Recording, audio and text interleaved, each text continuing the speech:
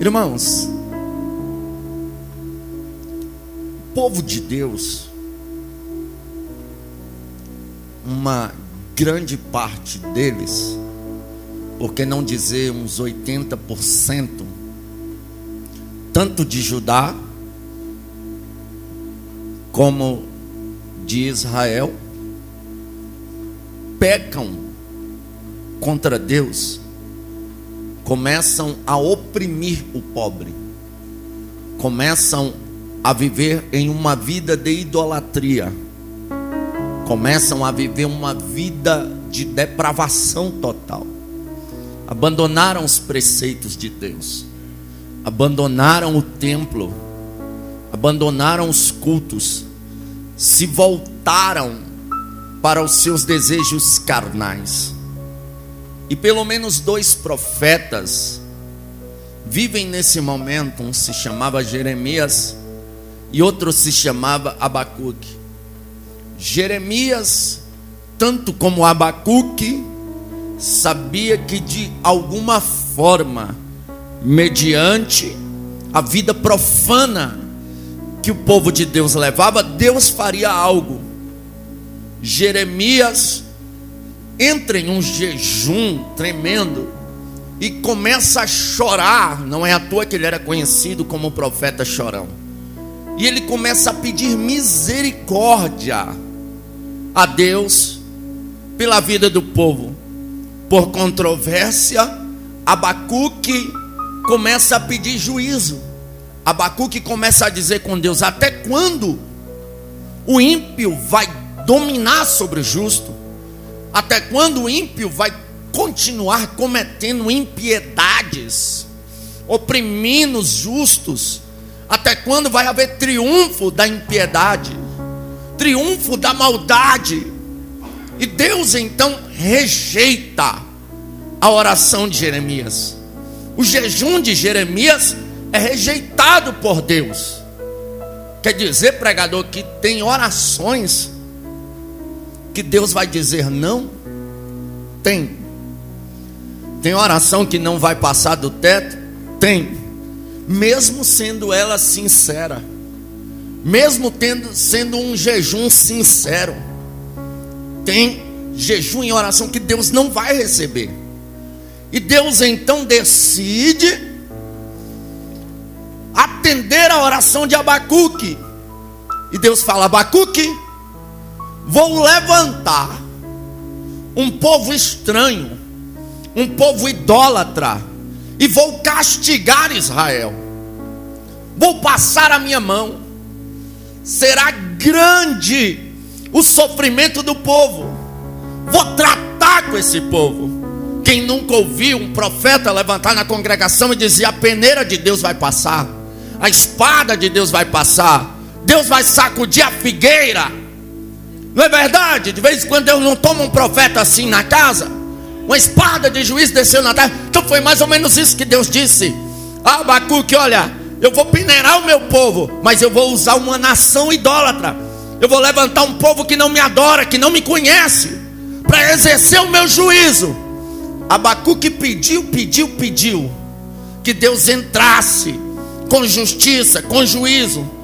O que Abacuque não sabia era que Deus não iria descer e punir no meio do povo de Deus os que estavam do lado da impiedade, mas que Deus agora vai levantar um rei idólatra, uma nação idólatra, para castigar tanto os ímpios como os justos de Judá e de Israel. Então o que acontece agora? Quando Abacuque ouve a sentença de Deus, ele diz: ouvi a tua palavra, Deus, e temi. Aí ele fala: viva, Senhor, a tua obra. E no meio dos anos a notifica. Aí ele sabe que Deus não vai deixar de exercer a sentença. Aí ele vai dizer: na ira, Deus, lembra-te da misericórdia. Então começa agora. O rei do Egito, Faraó, se levanta e peleja contra Israel e vence Israel, o reino do norte.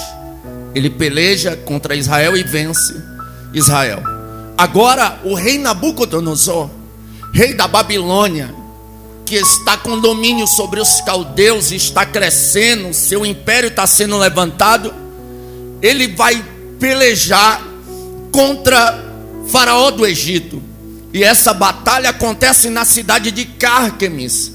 Essa batalha é conhecida como a Batalha de Cárquemes, a famosa Batalha de Cárquemes, que tanto a Bíblia fala sobre essa batalha e também os historiadores, a história, quem é professor de história, quem é aluno de história, quem faz faculdade de história, vai estudar sobre essa batalha. A Batalha de Cárquemes foi uma batalha famosíssima, entre outras batalhas, a Batalha de Megido e outras batalhas que não convém a mim falar nesta hora. Mas a Batalha de Cárquemes é travada e o grande Nabucodonosor vence o Egito, que até então era um império fortíssimo. Quando ele vence o Egito, ele se levanta como a maior potência da história.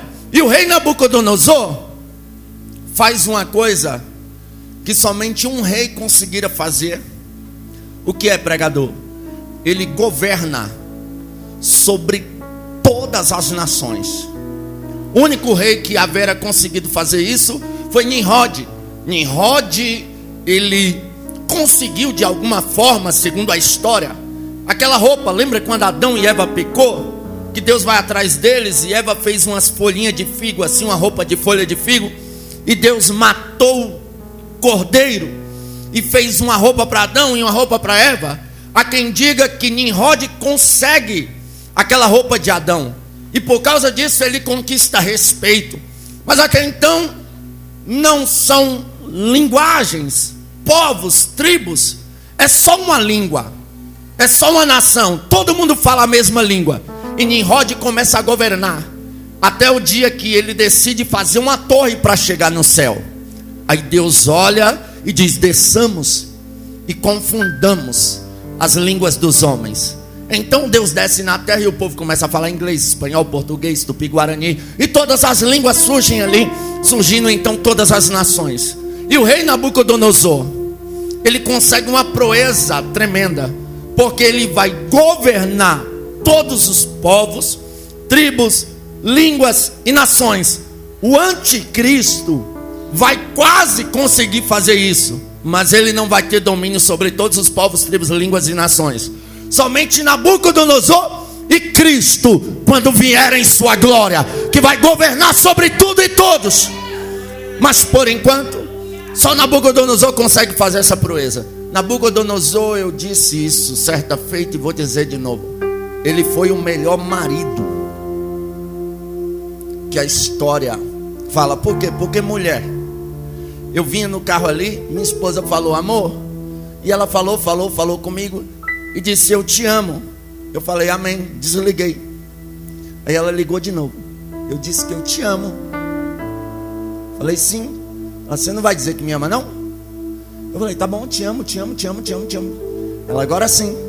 A mulher, ela sente uma carência, um desejo de ser elogiada, de ser tratada bem. Você quer ver uma mulher feliz e contente? É você dar a ela ou um salto, ou um relógio, ou um buquê de rosas, ou pagar o salão para ela. Aí você vai ver ela feliz demais, né? Mas se existe uma coisa que eu não vou generalizar, porque eu já conheci umas que não gostam, mas eu vou colocar 99,9% das mulheres gostam é de receber flores, né? Maridão, qual foi a última vez que você deu flor para sua esposa? Lembrou, né? Foi naquele casamento que você era padrinho e você foi obrigado. Ou então quando você estava naquele restaurante e passou aquela mulher: compra uma rosa para sua esposa, vai perder a oportunidade, compra aí, vai, compra aí. Aí você, por livre e espontânea pressão, comprou. Uma mulher gosta de receber rosas, né? No dia do aniversário, no dia das mulheres, né? No dia das mães. Se for colocar os dias aí que as mulheres são privilegiadas, dá dia demais, irmãos. Agora para os homens é só o dia dos pais, e olha lá. E as mulheres ainda querem mais, né? Querem mais. As leis é tudo a favor das mulheres. Vigia, gente. Mas olha só, por que você diz que Nabucodonosor foi o maior marido do mundo, o melhor marido do mundo? Porque ele mandou fazer jardins suspensos e deu de presente à sua esposa. Os jardins suspensos da Babilônia. A Babilônia se tornou uma cidade moderna no mundo antigo. A Babilônia era terrível. A história diz que lá já havia casa de 2, 3 andares. Naquela época da Babilônia, os muros de Babilônia eram uma fortaleza terrível. E ele faz jardins suspensos e dá para sua esposa. E daí, pregador? O que tem a ver o jardim suspenso? Você já viu um jardim no alto por aí? Pois é, no mundo antigo, esse jardim se tornou uma das 7 maravilhas do mundo antigo. Se fosse hoje, era a mesma coisa que Nabucodonosor chegar diante da Torre Eiffel na França e dizer: amor, a Torre Eiffel é sua. Chegar diante do Cristo Redentor aqui no Rio de Janeiro e dizer: amor, o Cristo Redentor agora é todinho seu. Chegar diante das pirâmides do Egito e dizer: olha, é todo seu.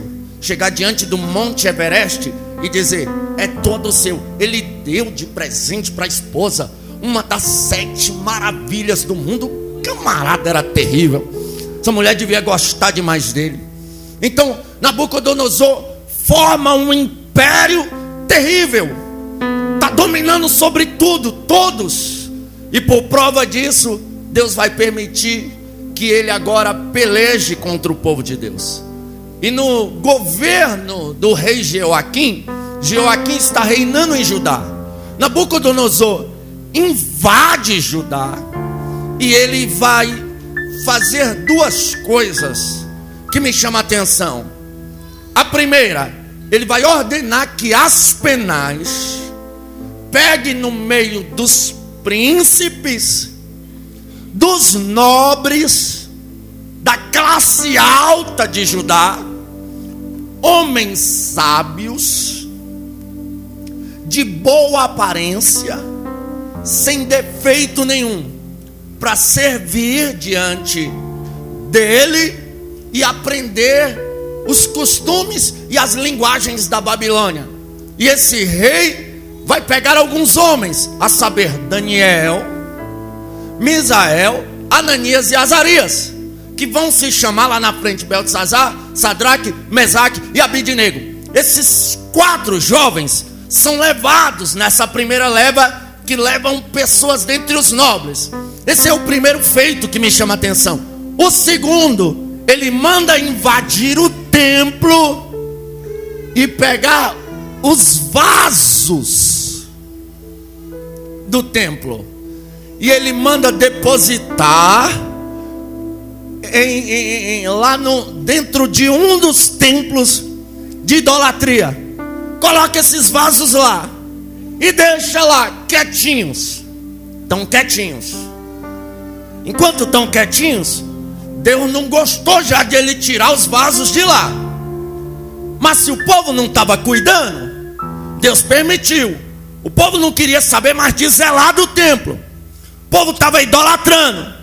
Então os vasos estando lá dentro do templo, ou estando lá no outro templo da Babilônia, tanto faz. O povo não estava adorando mesmo, não estava zelando.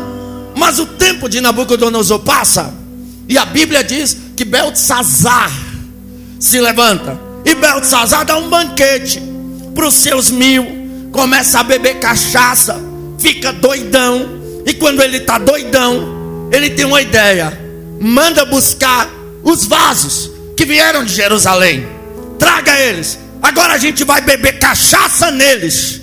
Aí Deus olhou assim: opa, como é que é, rapaz? Quer beber, beba. Quer adulterar, adultere. Quer fornicar, fornique. Quer mentir, minta. Quer passar alguém para trás, passe. Mas não faça nada disso com um dos meus vasos, senão eu vou ser obrigado a descer na terra. Ora bacala xandarácia. Em outras palavras, quer beber, beba, quer ser imoral, seja, quer adulterar, adultere, quer ser sensual, seja, mas não na igreja, não no meio dos vasos, porque senão você é obrigado a descer na terra. E Deus desceu. Quando ele começa a profanar os vasos, a Bíblia diz que o dedo de Deus entra na parede dele e começa. Ele para, e o medo dele é tanto que as pernas tremem e os joelhos batem uns nos outros. Aí ele chama lá todo mundo, ninguém consegue ler. Chamam quem? O profeta vem e o profeta Daniel lê. Ele diz: olha, o que está escrito aí é isso: Mene, mene, tekel e parzins, pesado foste na balança e achado em falta. O teu reino é tomado de ti e dado a outro. Aleluias. Deus tem uma balança, aleluia, para pesar a casa aonde se profana vasos, aonde se mexe com os vasos. O que tem de líderes desprezando os vasos, o que tem de líderes humilhando os vasos, o que tem de lugares onde os vasos estão sendo rejeitados, colocados de canto, colocado de escanteio. Tem lugar que os vasos nem sobem mais no altar. Aleluia. Porque não tem status, porque não está no cartaz, porque não tem nome. Então deixa os vasos de canto. Bora pagar uma grana alta pra gente trazer fulano. Mas fulano é adúltero, mas arrasta a multidão. Fulano é profano, mas arrasta a multidão. É melhor a gente ter multidão do que ter os vasos que não atrai multidão. Deus não tem compromisso com profano. Deus nunca teve interessado em multidão, senão ele não teria mandado 22 mil na época de Gideão voltar para trás. Deus prefere 300 vasos do que 1 milhão de profano.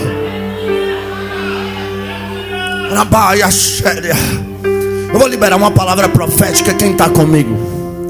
Deus vai escrever em algumas paredes na nação brasileira, porque os vasos estão sendo desprezados. Mas não é disso que eu quero falar. Ele leva da classe dos nobres, dos príncipes, Daniel, Sadraque, Mesaque e Abednego. E agora o rei decide dar uma ração para eles, uma comida oferecida, um manjar. E a Bíblia diz que Daniel propõe no seu coração não se contaminar. Segundo a história, Daniel tinha entre 14 e 17 anos. Eram adolescentes. Coloque comida na frente de um adolescente para você ver o estrago. Adolescente come com força, irmão. Haja comida para sustentar um adolescente. Você pode entrar numa casa onde tem meninos de 11 a 17 anos. É comum você ouvir a mãe deles gritando: meninos, vocês parecem uns leões.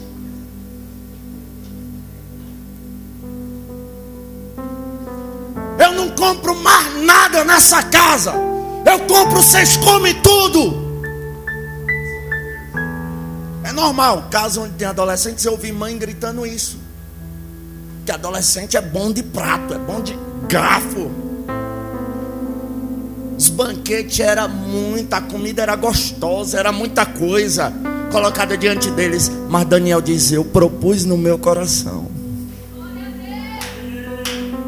não me contamina. Porque tem coisa que Deus nos livra, tem coisa que Deus nos liberta, tem coisa que Deus arranca de nós, mas tem coisa que é eu que tenho que decidir não me contaminar. Um exemplo, o perdão. Não é Deus que vai pedir por mim, não. É eu que tenho que procurar a pessoa e pedir o perdão. Mas foi ela que fez mal para mim. ela que tem que me pedir perdão. Não é isso que a Bíblia diz. A Bíblia diz que se você tiver alguma coisa com o teu irmão, nem oferta tu deve dar, sem antes ir lá e reconciliar com ele. Ah, mas o humilhado sou eu. Mas quem é que tem o Espírito Santo? Quem é que está interessado em ir morar no céu? É ele que te humilhou ou você que foi humilhado? É eu. Então é você que tem que pedir perdão. Dói, dói. E eu não pregaria isso se eu nunca tivesse feito isso. Já pedi perdão em algumas ocasiões. E a pessoa que te magoa, ela não baixa a guarda. Você foi ferido, você chega para pedir perdão a ela. Olha, irmão, me perdoa, não foi intenção minha lhe causar algum mal. Ele vai olhar para você e vai dizer assim: está pedindo perdão é porque sabe que tem culpa mesmo. Mas o importante é que você faça a sua parte. É que você proponha no seu coração não se contaminar. Tem coisa que é eu que tenho que decidir fazer. Um exemplo, uma das coisas que já vi Deus fazer, já vi alguém orar e acontecer, mas na maioria das vezes a pessoa é viciada em um cigarro, em uma droga. Para largar essa droga, eu tenho que propor no meu coração que eu vou largar. Senão não vai largar nunca. Eu vou esperar Deus me libertar. Sabe quando Deus vai te libertar? Nunca. Vai chegar uma hora que você vai ter que, a partir de hoje, eu fiz isso, não fumo mais.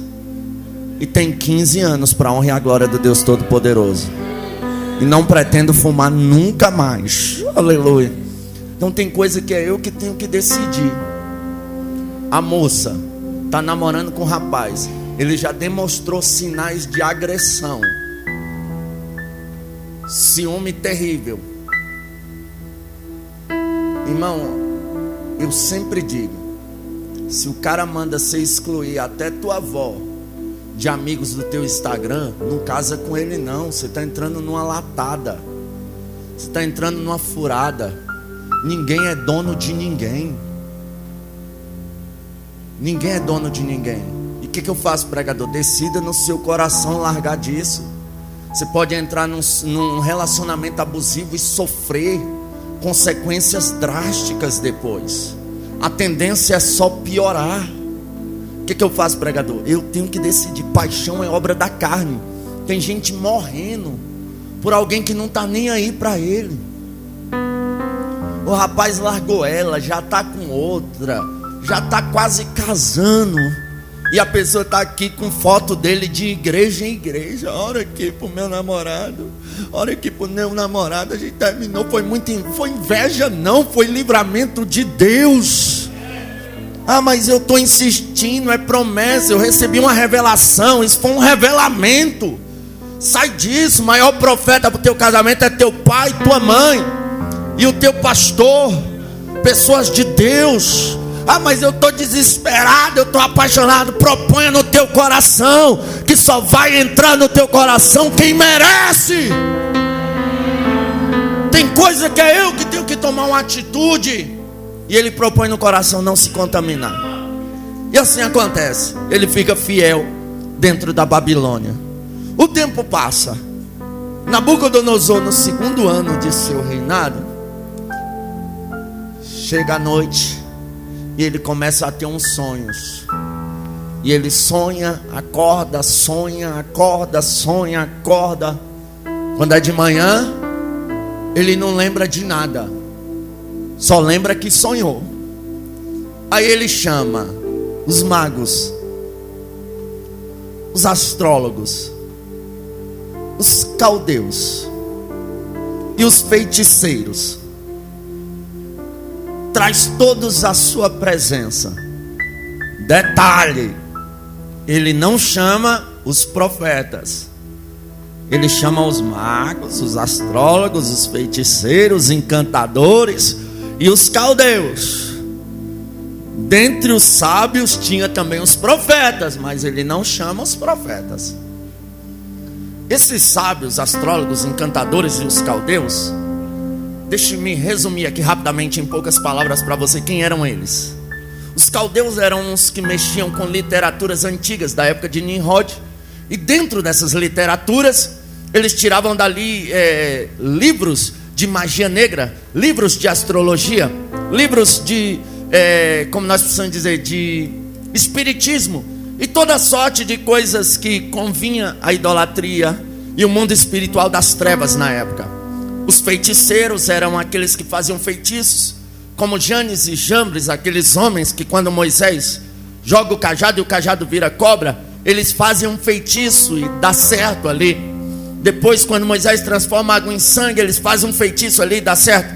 Pois é, eles eram dos feiticeiros. Os astrólogos eram aqueles que olhavam para as pessoas e consultavam do nascimento delas e a hora que elas nasceram, o futuro delas o horóscopo. Eles consultavam horóscopos, e isso acontece até os dias de hoje. E dentre eles, os feiticeiros também eram aqueles que invocavam espírito dentre os mortos.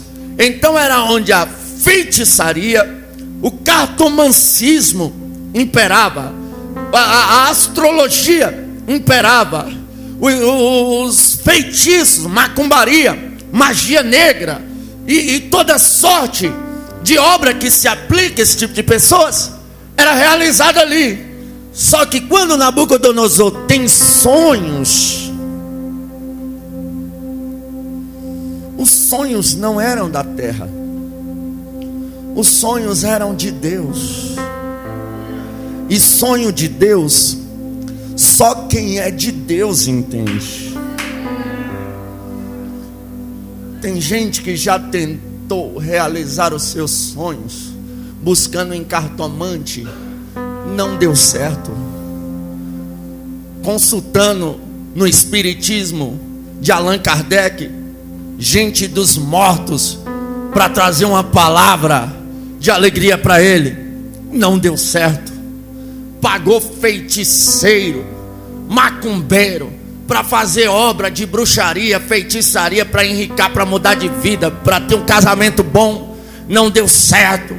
Já consultou horóscopo para saber o futuro, vive, porque tem crente por aí que até em live de cartomante de Facebook ele fica lá assistindo.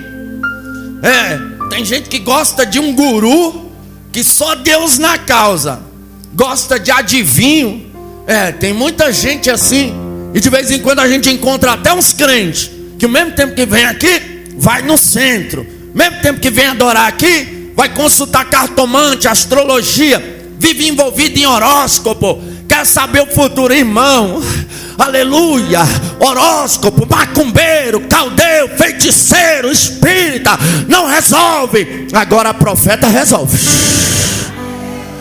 Não os profetas em si, mas o Deus dos profetas resolve.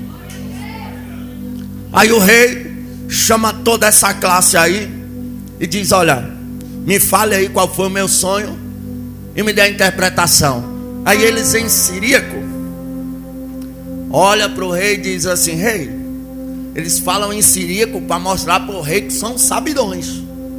Conte para a gente o sonho e daremos a interpretação. Rei, eu não me lembro do sonho não, rapaz. Senão não precisava chamar vocês. Vocês vão ter que me falar qual foi o sonho que me fugiu da memória e da interpretação dele ainda. Eu, rei, nenhum rei pede isso de nenhum dos seus servos. Não tem como dar interpretação, contar o sonho, se nem tu lembra do sonho. Aleluia. Aí ele olha: se vocês não me derem a interpretação do sonho, vocês vão ser despedaçados. Então provavelmente eles seriam jogados na cova dos leões. Vão ser despedaçados e a casa de vocês será feita em monturos. Ele olha: rei, nenhum ser vivente pode dar essa resposta que o rei quer, não. Aí o rei fica indignado e manda fazer a execução dos sábios. E quem participava da classe dos sábios? Daniel, Sadraque, Mesaque e Abidnego. Não foram chamados para dar resposta ao rei, mas são buscados agora para morrer. Daniel olhou para o guarda Arioque e disse assim: por que você está tão apressado em matar a gente? O que é que está acontecendo? Eu vou morrer e nem sei porquê. Aí ele fala: não, conta o caso. Aí ele: não, me dê um tempinho aí, eu vou orar. Aleluia. Vou comunicar aos meus colegas para que me ajudem em oração, e nós daremos a interpretação ao rei. Oh glória, aleluia. Irmãos, a igreja moderna está esquecendo que a oração ainda resolve, que a oração ainda muda a história, que a oração ainda traz cura, que a oração ainda traz livramento. Os crentes deixaram de orar. É raro você ver um crente hoje em dia que passa pelo menos 20 minutos de joelho no chão. Jovem então é um fenômeno, um jovem que passa 20 minutos de oração nos dias de hoje. Quando eu aceitei a Jesus, pastor Marcos, os jovens brincavam de quem orava mais. Quantas vezes a gente chegava na igreja e orou quantas horas essa madrugada? Um dizia orei 2, outro dizia 3, outro dizia orei 4, outro dizia orei 8. Passava 8 horas de joelho orando. Eu me lembro, saudoso irmão Vital. Pense no irmão bruto, pense no irmão brabo, aqueles assembleias não das antigas, que gosta de uma palavra, de uma mensagem. Morava em Govelândia, Goiás. Fui pregar lá a primeira vez, era um culto evangelístico. Eu peguei um violãozinho e comecei a cantar hinos evangelísticos. Aí depois eu entrei na mensagem e preguei. Quando eu terminei de pregar, sentamos na mesa, esse irmão Vital estava. Ele olhou para mim assim, a voz dele era bem grossa. Ele disse: quando o negrinho pegou o violão para cantar, eu pensei, vixe, não tem palavra. Aí pegou o violão para disfarçar. Mas o neguinho me surpreendeu. Canta e tem mensagem. Ele disse na lata para um amigo meu chamado Pablo: irmão Pablo, quando tu se converter, tu será uma bênção. Na lata assim. Esse irmão, ele era irmão, você não tem ideia. Um dia eles no monte orando, o profeta lá botou a mão na cabeça da irmã, a irmã caiu. O profeta disse: ela vai ficar 30 minutos aí caída. Ele pegou o relógio,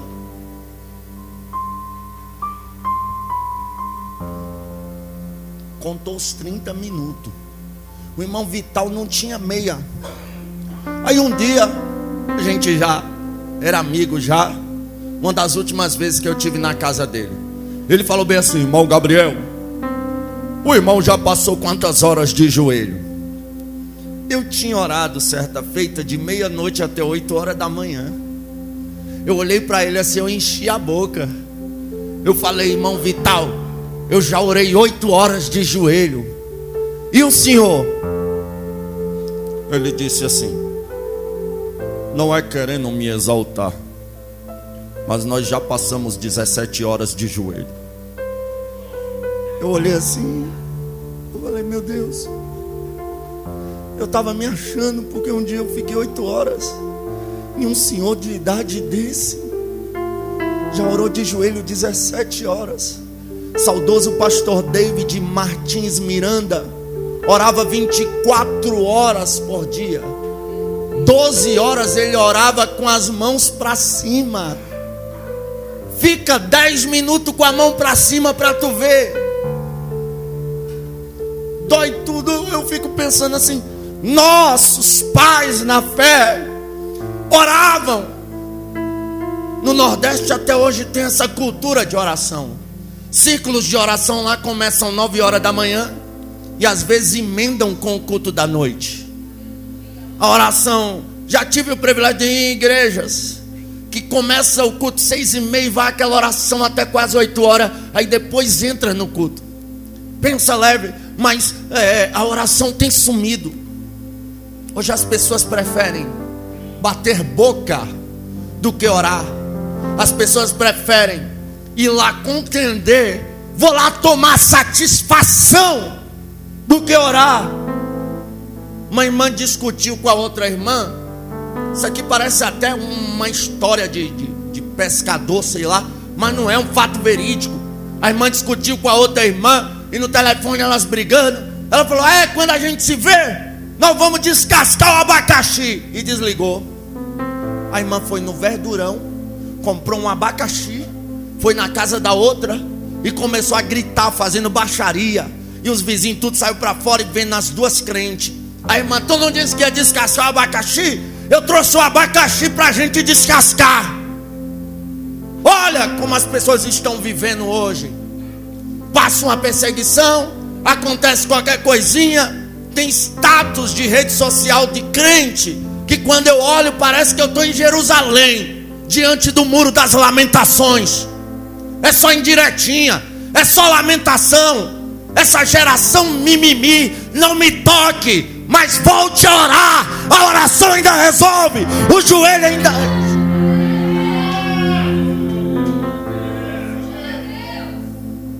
Igreja que não ora fica na mão de imundo. Um dia alguém disse a um pastor que a filha dele tinha caído em pecado, e o pastor cortou a oportunidade dela, colocou ela de banco. Ele disse assim: se a minha filha não tiver oportunidade, eu paro de dizimar na igreja, eu paro de ofertar, aí a igreja vai acabar, porque o maior dízimo aqui é o meu, a maior oferta aqui é a minha, eu sou o maior empresário que tem aqui. Se eu pudesse ver esse infeliz agora, eu diria a ele: sabe o que é infeliz?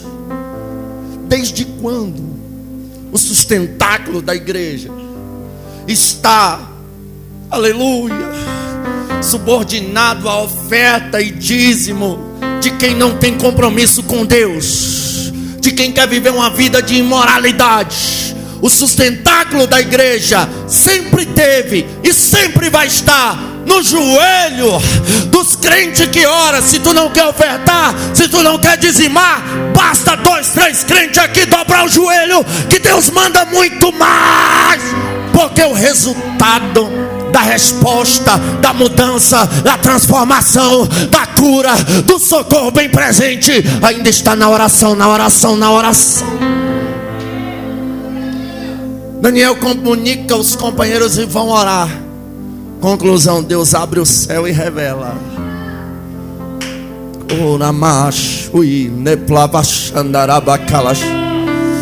Daniel começa a louvar ao Deus do céu.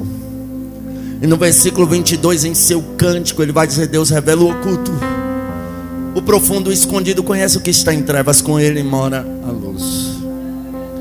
Aí depois de louvar a Deus, ele chama Arioque e se apresenta diante do rei. O rei diz: Daniel, tu podes me falar o sonho da interpretação? Ele diz: eu não, mas existe um Deus no céu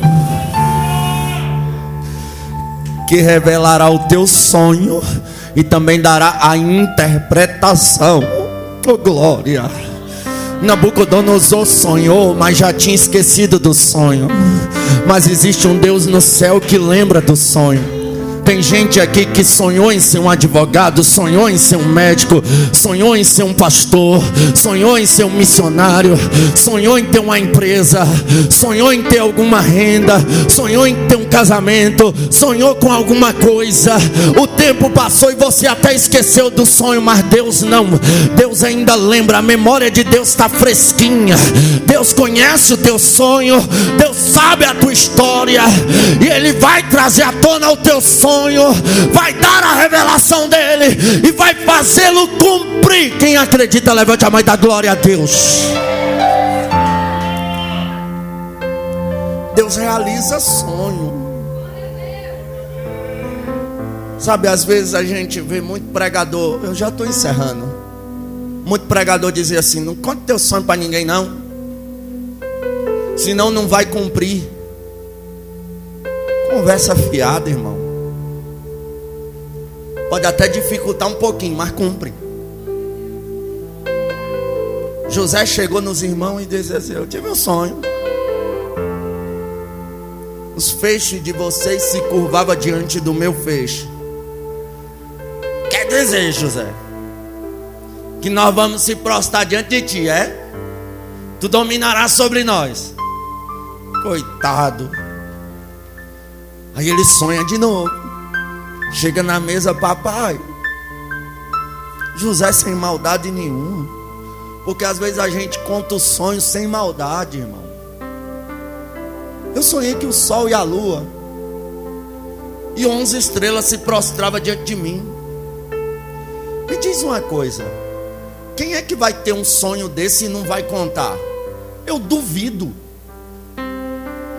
Olha a natureza desse sonho. Ele vê o sol, a lua e 11 estrelas se inclinando diante dele. Irmão, se eu tivesse um sonho desse, eu saía contando para todo mundo também. Não é todo dia que tem um sonho desse. Aí ele conta. Aí o pai dele olha e diz: conversa é essa, rapaz? Quer dizer que eu, tua mãe e teus irmãos nos prostraremos diante de ti? Aí a Bíblia diz: e Jacó guardava isso no seu coração, porque Jacó entendia de sonho.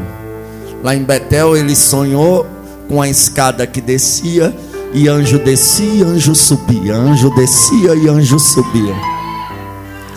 Só entende de sonho crente que sonha. Não fique perto de quem não sonha. Eu vi um pastor dizer que você só vai até onde você sonha.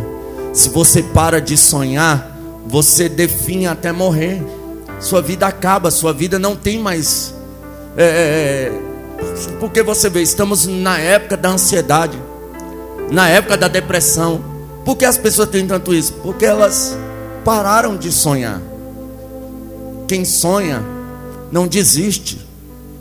Está difícil, mas ele está esperançoso, porque ele quer que o sonho se realize. Então ele vai lutar para se manter de pé, para ficar bem. Aí o que acontece, irmãos? A Bíblia diz que os irmãos de José jogam ele numa cisterna, vende para os amalequitas. José vai parar no Egito. O tempo se passa, Deus mexe no mundo para que a família de José vá para o Egito e lá o sonho se cumpra. Se José fica em Canaã, o sonho tinha se cumprido em Canaã. Como José foi parar no Egito, Deus mexe no mundo para levar a família de José até o Egito, para o sonho se cumprir no Egito. Se José tivesse vindo para o Brasil, Deus tinha trago a família de José para o Brasil e o sonho teria se cumprido no Brasil. Eu não sei o que Deus vai fazer, se Ele vai mexer no céu, se Ele vai mexer na terra, se Ele vai mexer no inferno, se Ele vai mexer com os ministros do STF, se Ele vai mexer com os empresários, se Ele vai mexer com a classe alta, com a classe pobre, se Ele vai matar alguém, se Ele vai dar vida a alguém. Mas uma coisa eu sei: Ele vai dar um jeito de realizar sonho de alguém aqui. Quem acredita, levante a mão e dá glória a Deus. Urabácia, glória. Aí José: existe um Deus no céu. Aí ele fala: olha, rei, tu deitou e os teus pensamentos foram elevados à altura, e tu começou a sonhar. Tu sonhou com uma estátua grande e terrível. Essa estátua tinha a cabeça de ouro, o peito e os braços de prata, o abdômen e as coxas de bronze, as pernas de ferro e os pés, metade ferro e metade barro. E uma pedra surgia, como se uma mão tacasse, mas não tinha mão. e acertava nos pés da estátua. E a estátua era toda despedaçada. Esse é o sonho, rei. E o rei, nossa, é mesmo. E a interpretação: a cabeça de ouro, ó rei, é o teu reino. Não há reino tão poderoso como o seu.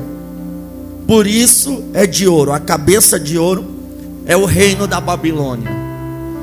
Porém, o teu reino vai passar, e depois virá, depois de ti, um reino semelhante ao teu, que terá muita força também. Depois desse reino, que representa o peito de prata e os braços de prata, virá outro reino, que também será muito forte, que representa o abdômen e as pernas de bronze. E depois desse reino, esse reino vai passar e vai vir outro reino ainda. E esse será forte como o ferro, que representa as duas pernas de ferro.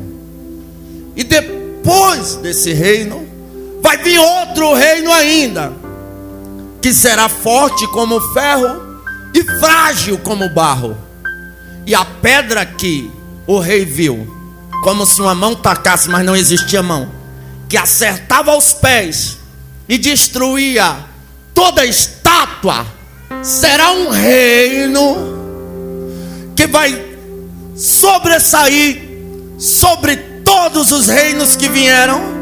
Só que esse reino, assim como a cabeça de ouro foi destruída, a prata foi destruída, o bronze foi destruído, o ferro foi destruído, o barro foi destruído, esse reino não será destruído. Esse reino será eterno. Para mim encerrar aqui, a cabeça de ouro foi o reino da Babilônia, o império mais poderoso, se assim dizemos, que esse mundo já teve, porque ele governou sobre tudo. Só que o reino babilônico passou, e o peito de prata com os braços de prata foi o segundo reino, o reino medo-persa. Isaías havia profetizado que Deus levantaria um ungido, Ciro. E esse reino, o peito e os braços representam dois governos poderosíssimos que vieram depois da Babilônia, que foi governado por Dário e Ciro. Depois de Dário e Ciro, a parte de bronze, o abdômen e as coxas, também foi um reino governado por dois homens. E um deles foi nada mais, nada menos do que Alexandre Magno, o Grande. Um homem que guerreou batalhas implacáveis, que foi vencedor em tudo, que entrou em depressão quando não tinha mais batalhas para conquistar, que foi o Império Grego Macedônico. Então Alexandre o Grande teve grande influência nessa ocasião. As pernas de ferro foram o Império Romano, que foi fundado por dois irmãos, Rômulo e Rêmulo. Então Rômulo, em uma peleja, mata Rêmulo, e o Império Romano se divide em dois. Por isso as duas pernas de ferro. E o Império Romano foi tão forte como o ferro, que o nosso Cristo foi crucificado no Império Romano. Uma fortaleza terrível. Só que o Império Romano também passou. E agora tem os pés, que eram de ferro, que é forte, e também barro, que é frágil. Ele é forte e frágil ao mesmo tempo. Que império é esse?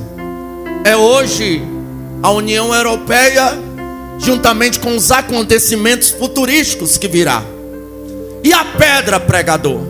A pedra é a pedra que os edificadores rejeitaram. A pedra é a pedra de esquina. A pedra é a pedra que diz: Pedro, tu és Petros, pedrinhas pequenas, e sobre esta pedra eu, Cristo, eu edificarei a minha igreja, e as portas do inferno não prevalecerão contra ela. Glória. Esse governo dos pés, ele dura até o governo do anticristo. Na batalha do Armagedon, a sexta taça da ira de Deus é derramada no rio Eufrates. Ele se seca, o exército do anticristo vem com todos os seus poderes. Israel está no monte, aleluia, no vale do Armagedon, de joelho, clamando a oração que eles sempre fizeram na Babilônia, no Egito, na época das escravidão. Deus, lembra-te da aliança que fizeste com Abraão, que fizeste com Isaac, que fizeste com Jacó, e socorre-nos. A igreja vai estar nas bodas do Cordeiro, adorando. Irmão, essa pandemia desestabilizou a política, desestabilizou a economia e a religião. As três coisas que supostamente o anticristo vai resolver. Estão falando constantemente em uma só moeda. Estão falando constantemente em uma nova era. Estão falando constantemente em um só governo. Está tudo preparado para a ascensão do anticristo. Mas a gente entende, pelas 70 semanas, que o governo do anticristo só pode acontecer, aleluias, depois que a igreja for arrebatada. A qualquer momento a trombeta vai tocar, aleluia. E Deus tem mostrado isso aos seus servos. Esse dia eu pensei, meu Deus, eu estou velho já, porque a Bíblia diz que os velhos teriam sonhos, e eu ando sonhando demais.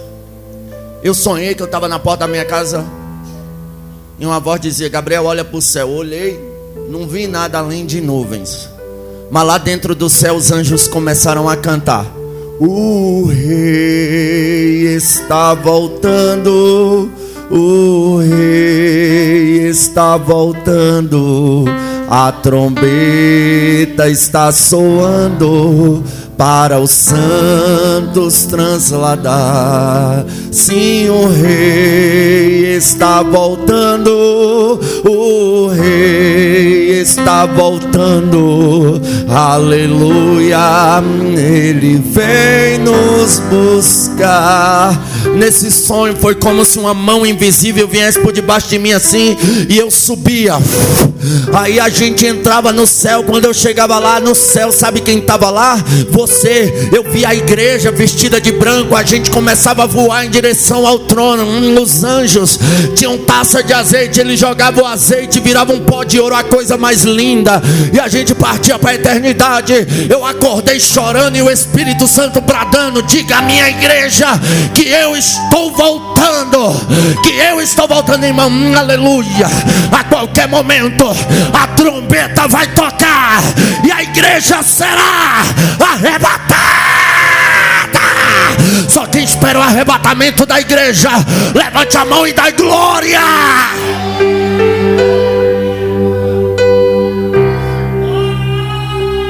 Mandarabaxuia.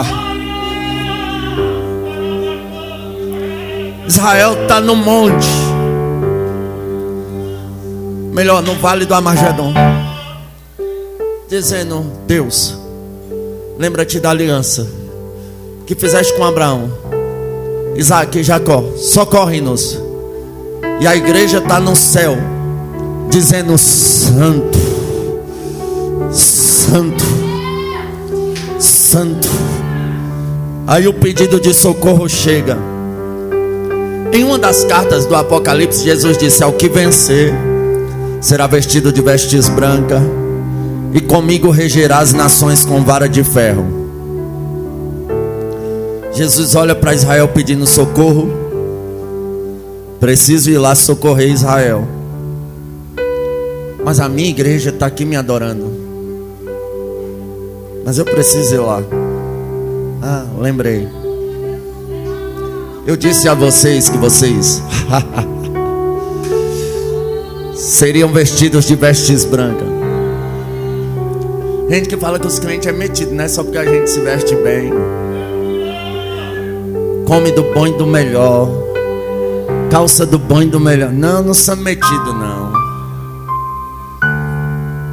Meu nome, eu não gostava dele até um dia desses.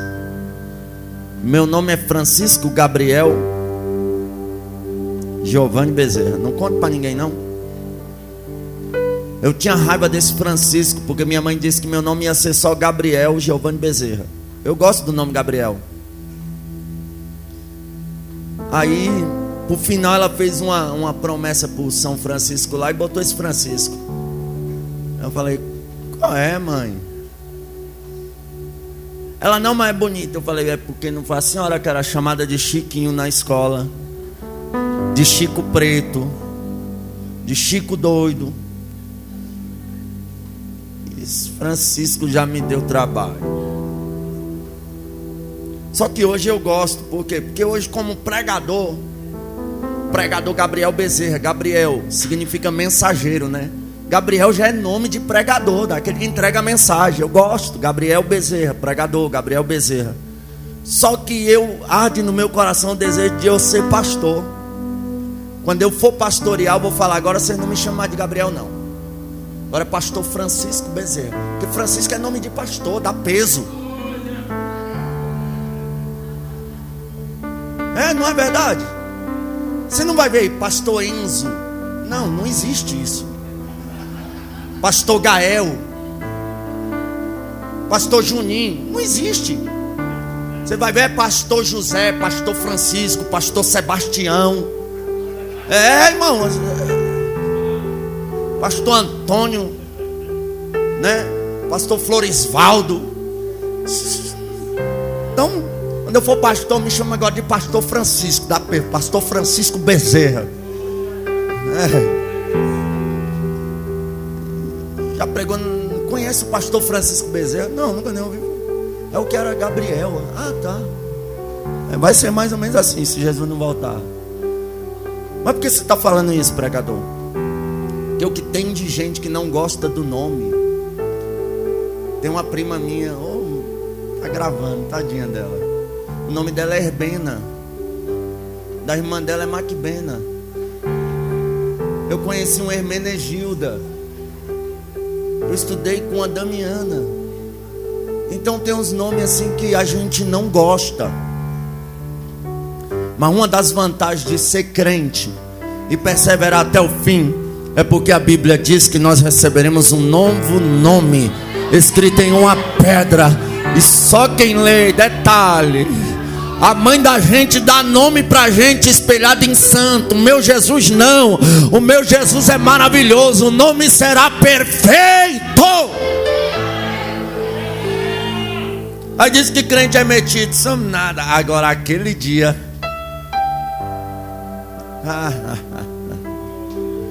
Oh glória.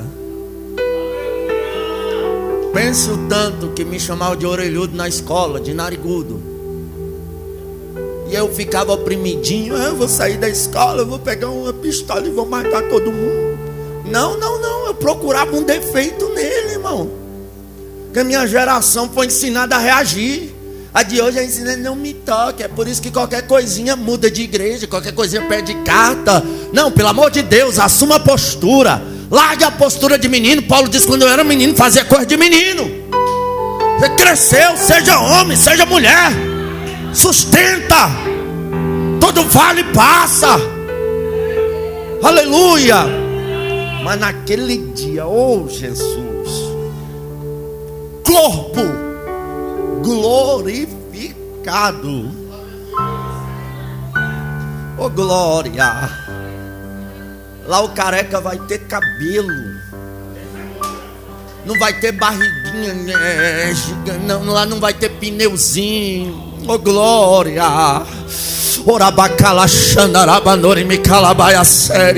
Lá o corpo será perfeito, glorificado.